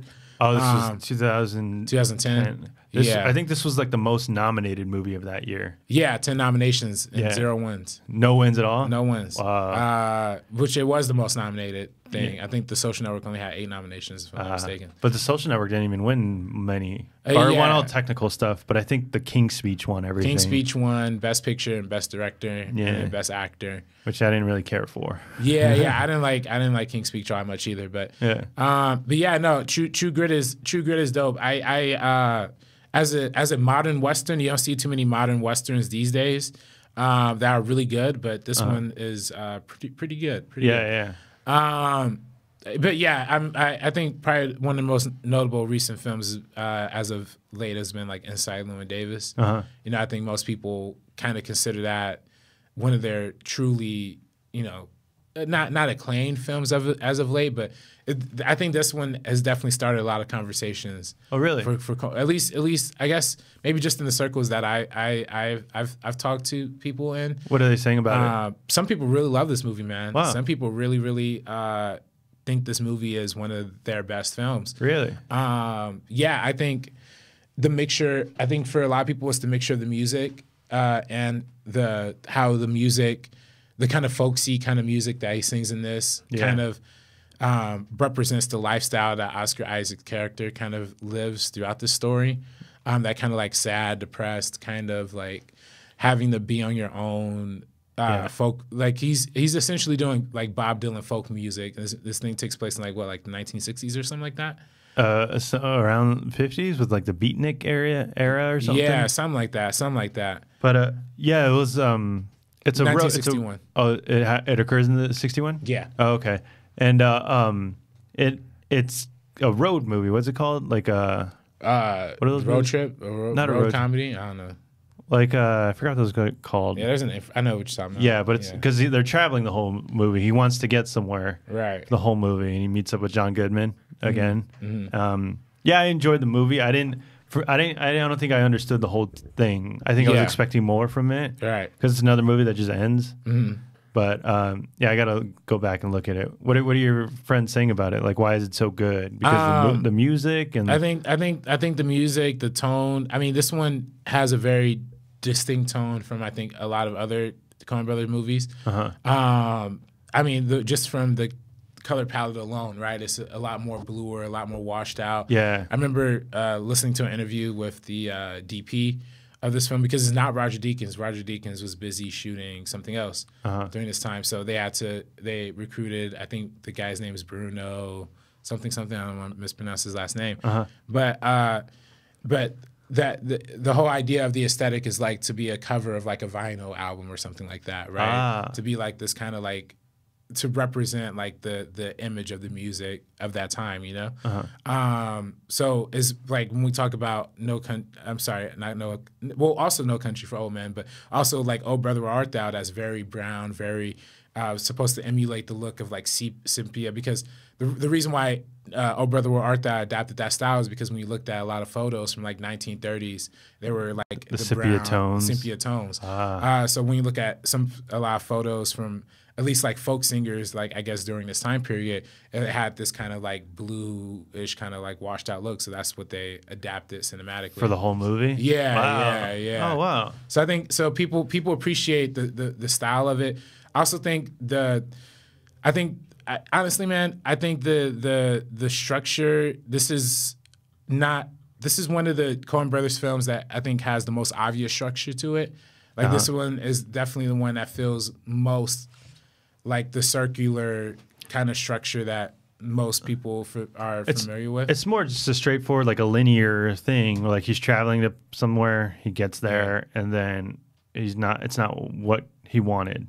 Right. Yeah. But he kind of ends up in the same place that he was in the beginning, you know? At the coffee house or well, just performing and place, just like living, like he doesn't have any advancements in his career. So nothing changed. He's the same character that he was at the beginning of the story too, almost to some extent. He thought like this one moment was going to change his life, and it didn't happen, and now he's just back where he started. Yeah. So I think if people appreciate it on that front too. That's another like sour or like downer of a movie. Back to that. Yeah. Well, I think this one is definitely their most downer movie they've made in a minute too. Well, Serious Man is pretty sad. Well, it's funny, but it's just sad. Yeah. This one's also funny too. I mean, there's a whole subplot with Carey Mulligan, and Oscar Isaac where Lewin gets her character pregnant, and he has to like figure out he has to pay for an abortion for her, and then which is even crazier because when he actually goes to pay the abortion doctor, he hands him the money, the doctor the money.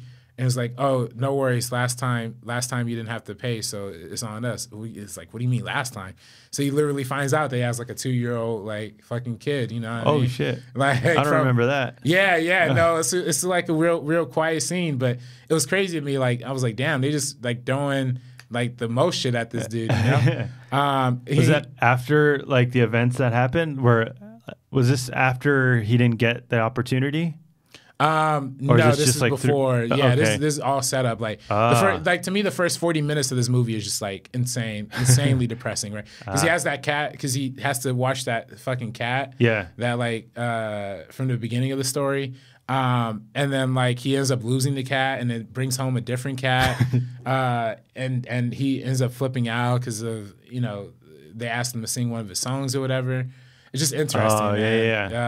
I feel like this one's definitely one of the more individual character studies that they've done as of late. And Oscar Isaac's performance kind of adds a level of like sadness to it, but also a level of like of just I guess a level of normalization, right? A level of like everybody can relate to. Oh yeah, being down and out, like. But he has that hopefulness where like he's like, okay, something could change. Yeah, right. My life could be better. I'm working at it. Right, exactly. But again, the situations around him aren't allowing him to fulfill that.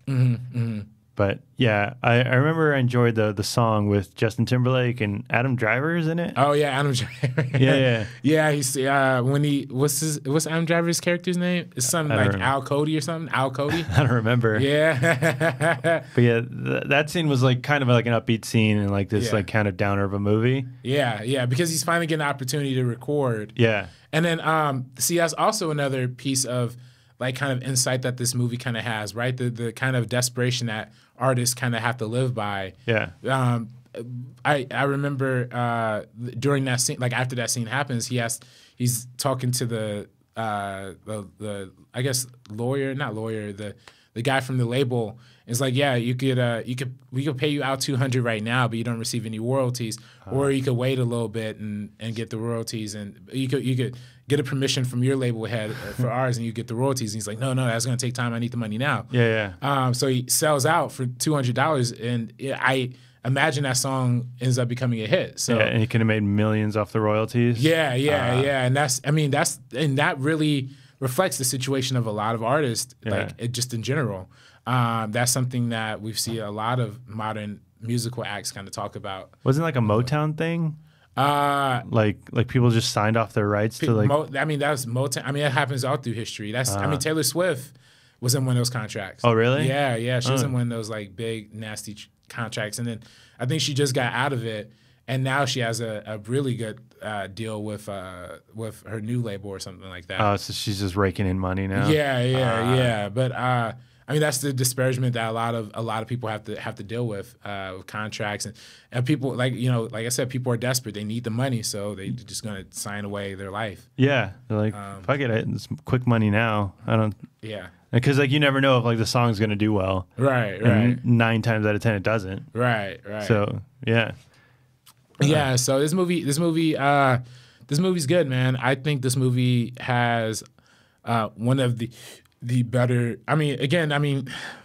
It's another one of those like the music in this. Like this is not for my ears personally. Oh, you didn't like the music? Yeah, I did. I rocked with it like as I'm watching it, Yeah. But like I also know I can't put this movie on at 12:30 a.m. and not expect to fall asleep. It's a slow burn. Yeah.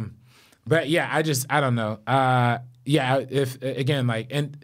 Salute to the Coens for keeping consistent with their musical aesthetic throughout their career. They've always kind of incorporated the same kind of folksy. Well, even in Blood Simple, when they play the music on the jukebox, it's like an upbeat, like funky song. Yeah, and I just like that about like it's not something you would expect them to play. Right. Nah, so but you don't really rock with Inside Llewyn Davis all that much though, or? I enjoyed it.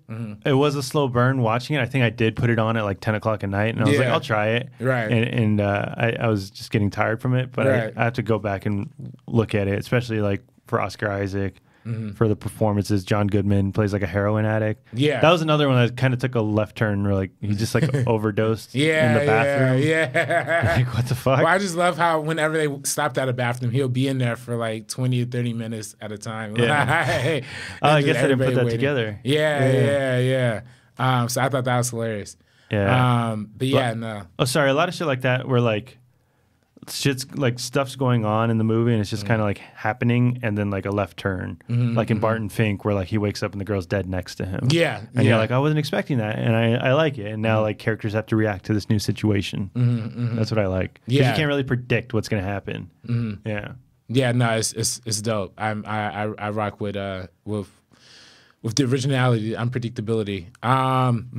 Now, of course, they also have one other theatrical feature that came out after Inside Llewyn Davis, which is, of course, Hail Caesar. That came out in 2016. Also, another one starring Josh Brolin. Really, Hail Caesar stars everybody in Hollywood, damn near. Channing Tatum, Jonah Hill, George Clooney, Ralph Fiennes, Scarlett Johansson, Tilda Swinton, Frances McDormand's in it? McDormand's in it, Is Clancy Brown in it? Clancy Brown? I'm not sure. I feel like I saw it. I was in this movie. Oh, that's right. That's right. That's right. You told me that before, and I was like, "What the fuck?" And then, yeah, you're actually in it. Well, I was an extra in it. Yeah. So it was just fun to like be a part of it. Yo, that's the stuff you saw the Coens like directing. Yeah, that was crazy. Because like, have you ever been on a set like a big set? I've never been on like a feature set. Like a feature, because like I was an extra in Iron Man 2 also. Oh shit. So like, but that was like it was like pickup shots where like pretend like drones are flying from the sky and just running. So that was like a huge like action sequence, but it was directed by the B, like the assistant director, or like the B squad. I can't think of the name, but second unit. Second unit, yeah. Yeah. So, but this was like another pickup shot. I'm literally like one of the Spartans that's like marching. I think it starts off. I haven't seen the movie because I hear nothing but bad things about it. So I just didn't take the time to see it. But I'm one of those guys dressed up as like a Spartan, just like marching along, and then George Clooney rides up in his horse and carriage and says, look at the setting or whatever. So like a shot like that before George Clooney shows up would be like a second unit shot. But the Coen Brothers are there. Like both of them are just like directing the whole thing because they want to direct every single piece of their movie. Right. That's what I respected from seeing that. I was like, oh, like you can just get like a camera, just like, oh, the second unit, or you can just like CGI people. They literally got like hundreds of, maybe like 100 people. Like we put on suits. People are like, they're chained.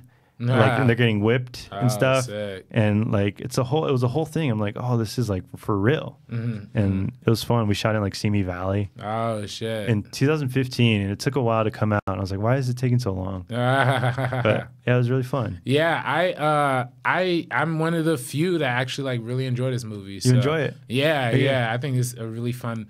Now, of course, is it one of their best? Like, absolutely not. But I'm just a sucker for like old Hollywood in general. And this movie emulates so much of like the classical Hollywood like aesthetic and just how like it kind of parodies it to some extent. Like how you would picture like a movie studio head. Yeah, like exactly. Back then, like the head of MGM or something. Right, exactly. Particularly the fixers, right? Because it stars Josh Brolin as Eddie Mannix, who's the studio fixer for I forget which actual. I think they make up like a fake studio name for it or whatever. Oh, really? Yeah, but Eddie Mannix is actually a real person in real life who was a Hollywood fixer in real life back during that age, back during that classical age. What's a fixer? Like something goes wrong to the star or to the movie? A fixer, yeah. It's essentially back then. That's like when Hollywood. Yeah, it's when something goes wrong with a star, or like you have to go in and fix their public image, a star's public image. Oh, it's like a publicist fixing a public image. Yeah, but like in not so legal ways, you know? Oh, it's illegal. Yeah. But it's not just for stars. I mean, this Eddie Mannix dude, the real one, he is largely responsible for like putting like regulating like all of MGM's films from like 1930 something to like the 60s. So he like literally hand managed all the MGM films like during that time. Like what do you mean hand managed? Like he would make sure like shit would like run smoothly. He was basically like the producer, but like just like the mob kind of producer. You know what I mean? I think he was like an actual mobster who came to Hollywood to kind of serve that purpose. And you know what I mean? Oh, because for some reason I'm thinking of like if like in a ridiculous situation where a movie star is hanging out with a woman and like she ends up dead or something. Yeah, that's one of the jobs that a fixer would do. Oh, okay. Hypothetically, like getting rid of her or like making sure like nobody hears about it or something. Yeah, that's why. I mean, the modern show that deals with that is Ray Donovan.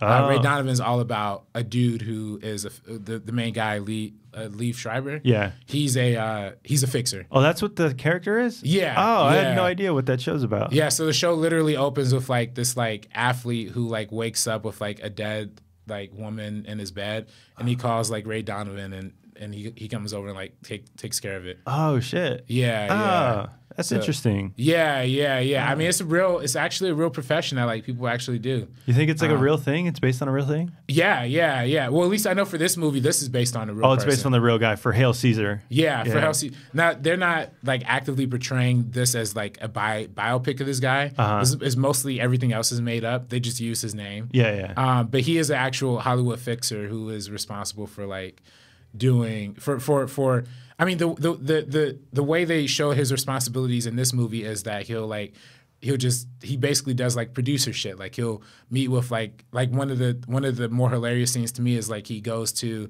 because the whole movie that they're filming is Hail Caesar is like this big Spartacus-esque movie starring George Clooney. So one of the scenes is like he goes and meets with like all of these like religious like heads, like a rabbi, a priest, and somebody else, like another religious group also represented there, a Catholic or something like that. And then he has them read the entire script, and they like all give like hilarious like comments back to him, like, yeah, this we don't like the way Jesus is represented, some shit like that. But it's really funny. So yeah, but that's kind of one thing he like that his responsibilities are allocated to in this movie. And that's played by Josh Brolin? Josh Brolin. Yeah.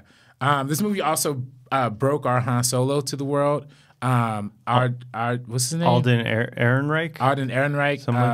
Yeah, I did come in this movie a lot. He's good. Yeah, he plays like this like kind of country like kick actor who's usually like in like westerns, like old cowboy movies and shit like that. Like a young John Wayne, but then the studio like lost one of their actors or whatever, so they end up using this kid to like be in like a serious dramatic movie, like one of those like old like like period piece movies and stuff, and just him trying to adjust to like that kind of acting. I think I saw that in the trailer where like he's not doing well, and Ralph Fiennes is trying to trying to direct him, kind of coach him through it, or Rafe Fiennes, whatever. I don't know how to pronounce it. And he's like, he's not good, so the fixer has to come in and like fix that situation. Yeah. It's just literally, I mean, the movie. That's why it doesn't really have any acclaim. It's literally just as much acclaim as this movie should have. This movie is just literally him going to different problems in the studio and like fixing them. So is there not that Zac Efron thing just scared me right now for some reason? I like looked in the corner of my eye. I was like, there's like a person standing there. No. But so is there like a through line like in the story, or is it just like little vignettes of like? It's kind of like they cut to different stories. So like one of the recurring things is that Scarlett Johansson plays like this actress who stars in a lot of like water films, which is actually based on a real person too. She plays in like a lot of these like aquatic based films, but then she's pregnant. So then his job as a fixer in this movie, like there's scenes where he goes to he assigns Jonah Hill to be like the father of this kid. Or whatever, just because like that's that's you can't have the actress, the main star, be pregnant or like whatever. Out of wedlock or something. Yeah. So they have to make like, they're in love and they got married and now they're having a kid. Yeah. So shit like that is literally just like different scenes. Like Tilda Swinton plays two characters. She plays like twins that are like both like journalists. And the main story, I guess I'm not serving the main story. The main story is around George Clooney's character being kidnapped by a group of communists. Okay. And then the whole studio is kind of in disarray because their main star for their main movie is gone. So then Josh Brolin is just going through fixing things up. And while that's happening. While George Clooney is being like held by these like communists or whatever. Okay. So does it pay off at the end? I hear that the ending kind of just ends. It's silly. It's a silly ending. I mean, it's very silly. I mean, it's like. Well, I want to see it. Yeah. Definitely. I mean, for like as a story, it's not really like the best Coen Brothers movie. It's probably one of the weaker films actually. I personally enjoy it because I think the whole old Hollywood shit is like mad fascinating to me. Yeah. And I think some of the communist jokes are hilarious because it's all about like how that was it's said during the 1950s, like during the McCarthy like anti-communist movement. Not the witch hunt. Is it the witch hunt? What do they call it?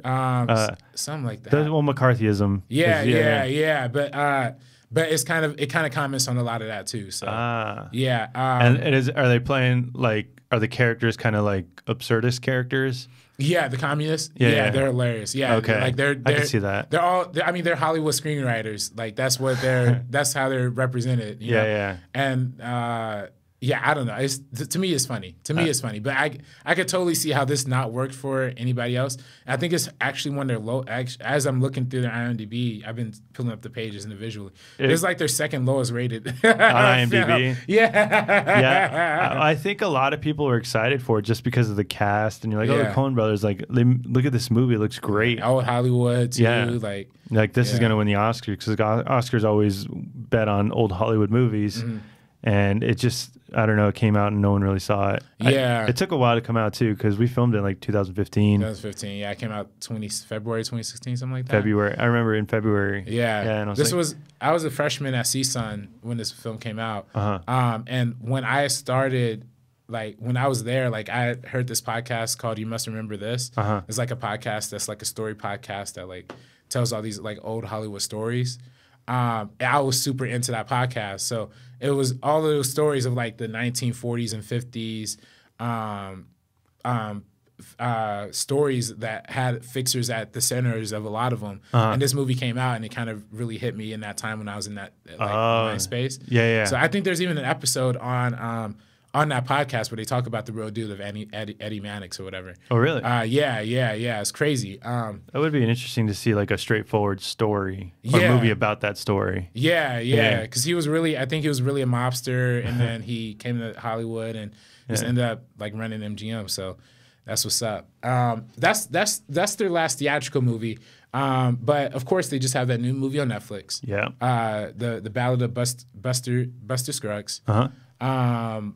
We kind of briefly talked about it in the first episode, but I didn't finish it.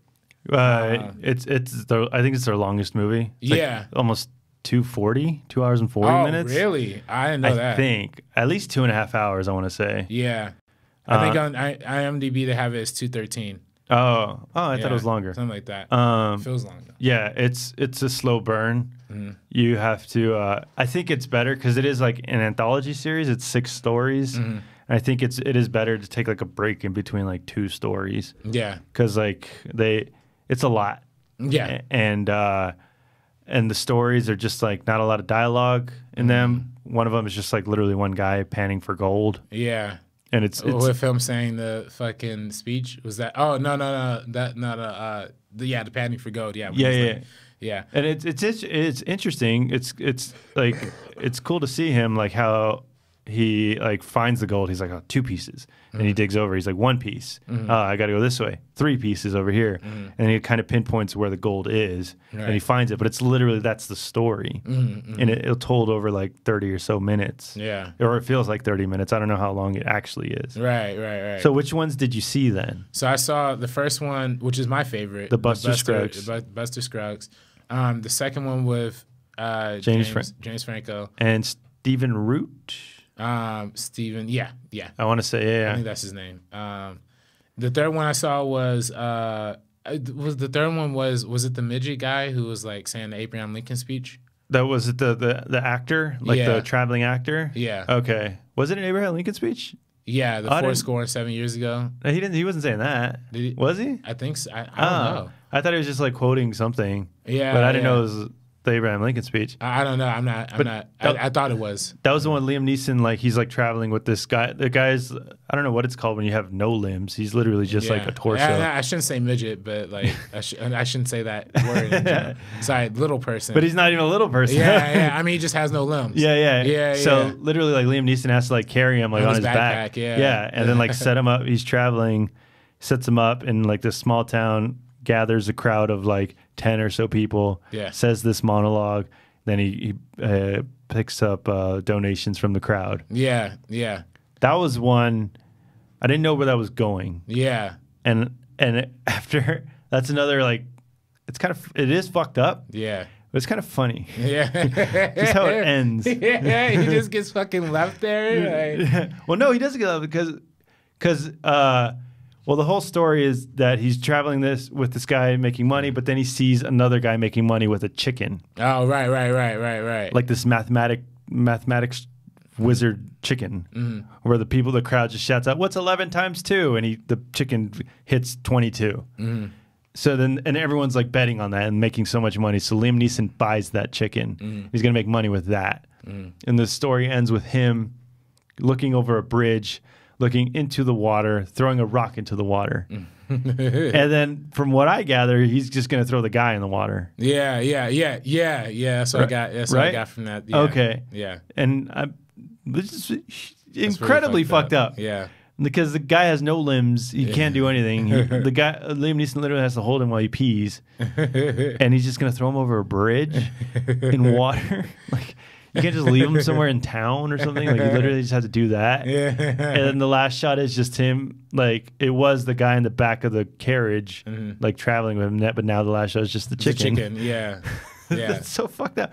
But that's kind of a commentary on what we were saying. Like, you're replaceable with anything. Actors, people who work with anything, you're replaceable with a chicken. Yeah. Like how we were talking about Hudsucker Proxy, like one guy jumps out of the window, you replace the next day with a guy from the mailroom. Right. And this guy literally gets replaced by a chicken. Yeah. And it's sad. Yeah. And it's fucked up. But that's the Coen Brothers. That was the saddest one that I saw. There's another one that's pretty sad. You didn't see the one with Zoe Kazan? I think that's I don't think so. Where no, I think that's the fourth story. Fourth story. Give me a reminder of what that one. She's at dinner and she's explaining that she has to go meet her husband. I saw the beginning of that one. Okay. I didn't see the beginning. That one has a sad ending too. Oh, okay. Yeah. Okay. But damn. Yeah, that's this. All this stuff is just like, well, the Liam Neeson one. There's like little to no dialogue. Well, except for the guy doing the. Do you know who that guy is? The actor? No. He's from the Harry Potter movies. He's the fat one. Really? The Dudley or something. Oh, no shit. Yeah. Oh, I didn't know that. I forgot what his name was. But is it Henry Melling or whatever? He's in the one called Meal. It's called Meal Ticket, I want to say. Yeah, Meal Ticket. Yeah. And I think he's from the Harry Potter series. Do you have the actor's name? Let me see here. I'm trying to find. Oh, Paul Ray, something like that. Is that his name? Let me see. I have two guys here. Okay, no, it's a young guy. Okay, yeah, probably I think it's Henry Melling. I want to say probably in his 20s, maybe early 30s. This guy. Yeah, Harry Melling. Yeah, look at him in his Harry Potter days. He's like the goofy Harry Potter dude. Look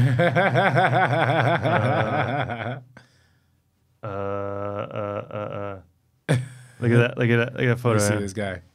That was him in Harry Potter. Holy shit! Damn. But yeah, I didn't know that was him. I thought they really got like a guy with no limbs to act. But I was like, what are the odds that like that guy? Like, he has no limbs, but he's like a famous actor. Yeah. Or like he's really good at like monologues. Yeah. But no, that's a sad one. The Buster Scruggs, why did you like the first one? To me, that shit just like kills me, man. Like the fact that he like goes around just like murdering people and then he'll sing an entire song and get everybody around him to start singing with him. Like to me, that just kills me. Like I also thought I don't know, like the first time I thought he was just a really stupid dude, and then the first time he like started killing people, I'm like, all right, that's weird. He's good. Yeah, he's fucking amazing. And then like, but when he goes, the moment that the jokes really started like hitting for me, it was when he went into the second saloon, and they made him like take off his gun or whatever. Yeah. He's like, oh, checking your register. He's like, well, I guess we're all equally disadvantaged. And then he goes into this one dude pulls out a gun on him. He's like, you're clearly breaking the rules of this establishment. Yeah. He's just like this happy-go-lucky guy. Is like, well, buddy. Yeah.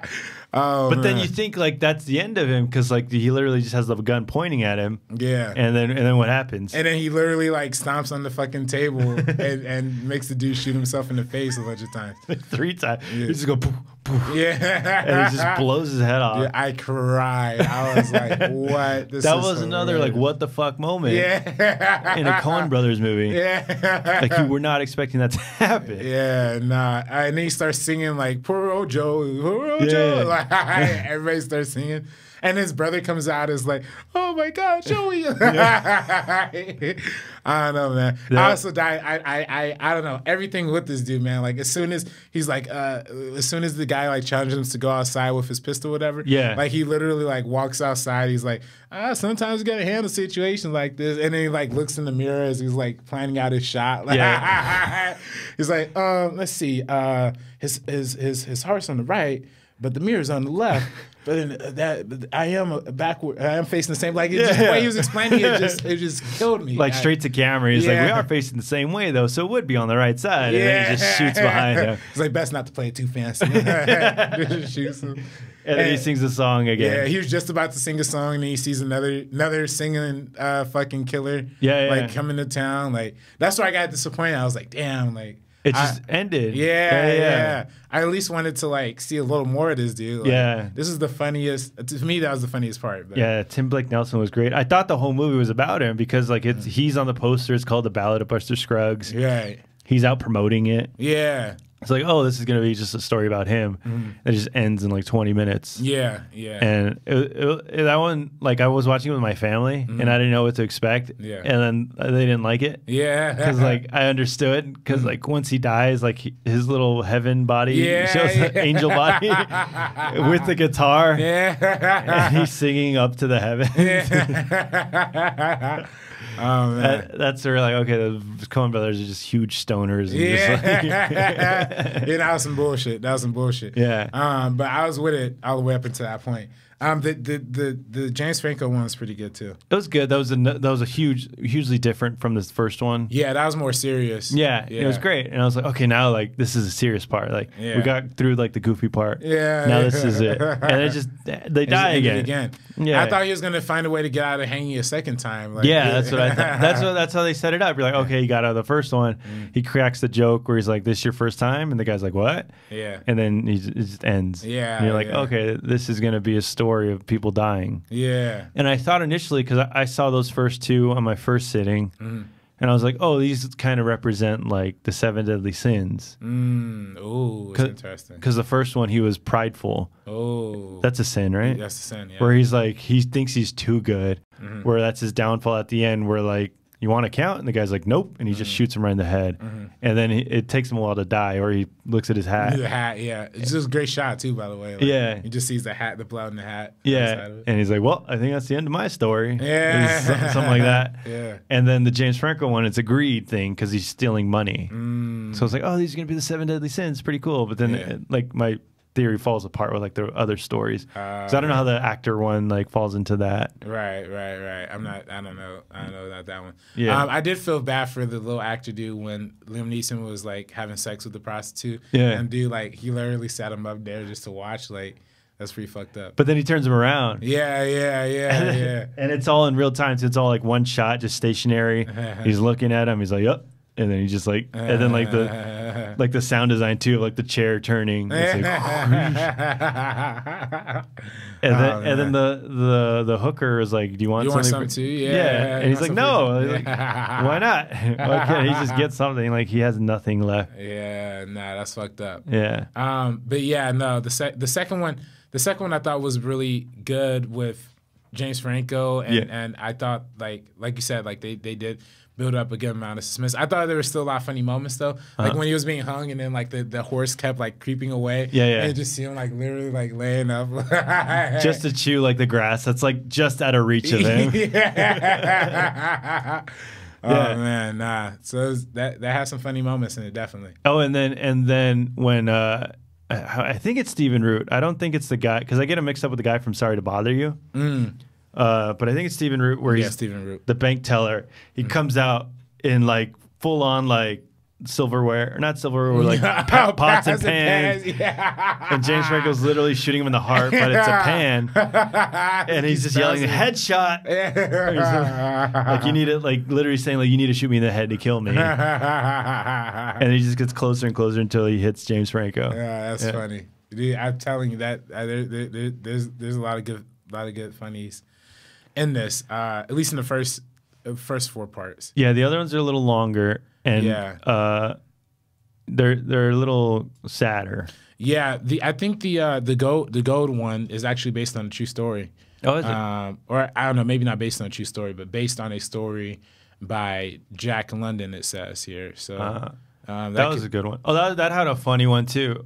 You saw the whole thing of that one, right? Yeah. That had a funny moment too when because he gets shot, but then he pretends to be dead, and then the guy jumps in and he shoots up the guy who tried to kill him, and then when he escapes, he's like so surprised. He's like, he didn't shoot anything important. Yeah, it went clean through. Yeah. He's like exclaiming to nobody, and he's like so happy to be alive. He's like, nothing important. Like, that was just great. Nah, I also laughed, and he was like, you think you're gonna what do you say, like, you're gonna wait for me or some shit like that when he was talking. Well, I do all the work. Yeah, I do all the work. You're gonna camp out in my sight. Yeah. I thought that's funny that was his main concern, not the fact that he was fucking shot and bleeding. Yeah. And then it got pretty violent too. Like, it showed like him getting shot in the face. Yeah. I was like, oh shit. Yeah. That was fucked up though, because this guy like tried hard. Like, you can see, like, you can read into that, like, hey, this guy's like trying hard to like raise money and like just work hard and like have a big reward at the end, American dream type thing. Another guy comes in, just shoots him, takes whatever he made. But then he's like, nope, I'm not dead yet, and then he kills him. That was one I thought that was where that was gonna end, when the dude just comes up behind him and shoot him. That's how, yeah. Yeah, but then it actually gave him a full ending and fucking positive ending to that shit. So. Yeah, well, because the first ones are set up where like they just die. So you're like, okay, this is gonna be another downer where he just gets shot, and you realize all his work was for nothing. Right. Which would have been super depressing. Yeah. But Coen Brothers are depressing. Yeah, man. I know what's up with those guys, man. I'm gonna check out the rest of Buster Scruggs, but man. I think that wraps up our talk on the Coen Brothers, bro. Cool. Yeah, we've been here for a minute. Yeah. And I'm sorry for holding you here so late, my man, but appreciate you coming on and talking about Coen Brothers on the Meaning of Podcast. Cool. Thank you for having me, man. Yeah, I'm sure Ace is listening at home, having a good old time. Is he a Coen Brothers fan? I think I'm pretty sure he is. I mean, I think so. I think everybody who loves film loves Coen Brothers to some extent. Except Cody. Cody is not a fan of Coen Brothers, right? Which is I gotta have you and Cody on to talk leftovers. Fargo, the show. Oh, okay. Yeah. We gotta do the Meaning of Fargo television show. I gotta finish season 2 and 3. Yeah. Who's the guy behind that? The one that created it? Yeah. No Holly.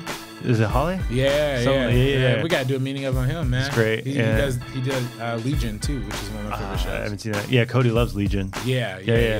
So absolutely, man. But thanks again for coming on. Anything you need a plugger? No.